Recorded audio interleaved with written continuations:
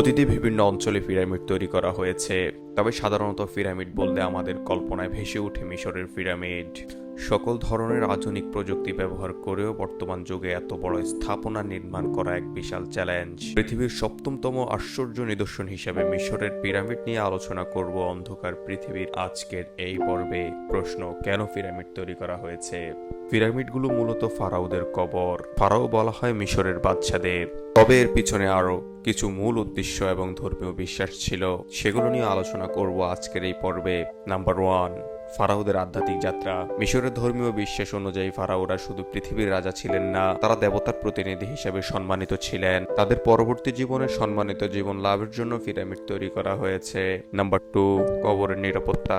ফারাওদের মৃতদেহ ও কবরস্থানের নিরাপত্তা নিশ্চিত করার জন্য পিরামিড তৈরি করা হয়েছিল। পিরামিডের ভেতর নানা ধরনের গোপন কক্ষ এবং ফাঁদ ছিল, যা কবরের নিরাপত্তা বাড়াতো। এটিও ছিল পিরামিড তৈরির এক অন্যতম কারণ। নাম্বার 3, ফারাওদের ক্ষমতা ও স্থায়িত্ব প্রদর্শন। পিরামিড শুধুমাত্র ফারাওদের শেষ নিঃশ্বাসের স্থান ছিল না, বরং এটি তার ক্ষমতা ও রাজত্বের শক্তিরও প্রতীক ছিল। তাদের বিশাল আকার এবং স্থাপত্য কৌশল অটুট রাজত্বের প্রমাণ হিসাবে কাজ করত।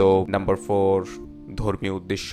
মিশরীয়দের ধর্মীয় বিশ্বাস অনুযায়ী ফারাওরা দেবতারা বা অন্যান্য দেবতাদের সাথে একীভূত হতে চাইতেন। তারা বিশ্বাস করতেন যে পিরামিডের ভিতরে রাখা বিভিন্ন উপহারের মাধ্যমে দেবতাদের কাছে তাদের প্রার্থনা পৌঁছাতে সাহায্য হবে এবং তারা পরবর্তী জীবনে পরম সুখ পেতে পারবেন। নাম্বার 5, পিরামিডগুলোকে একটি স্থায়ী ও অমর কাঠামো হিসেবে তৈরি করা হয়েছে, যাতে ফারাওদের নাম ও মর্যাদা চিরকাল বেঁচে থাকে। প্রাচীন মিশরীয়রা বিশ্বাস করতেন যে যদি তাদের পিরামিড বা কবর ধ্বংস না হয় তবে তারা চিরকাল স্মরণীয় হয়ে থাকবেন। তো বন্ধুরা, পিরামিড নির্মাণের মাধ্যমে ফারাওদের মর্যাদা ও শাশ্বত জীবন নিশ্চিত করার পাশাপাশি এটি ছিল একটি ঐতিহাসিক ও সাংস্কৃতিক অর্জন, যা হাজার হাজার বছর পরেও আজও মানুষের জন্য আকর্ষণীয়। তো বন্ধুরা, এইরকম প্রাচীনতম ঐতিহাসিক নিদর্শনগুলো সম্পর্কে ভালোভাবে জানতে অন্ধকার পৃথিবী ইউটিউব চ্যানেলটি সাবস্ক্রাইব করে পাশেই থাকবেন।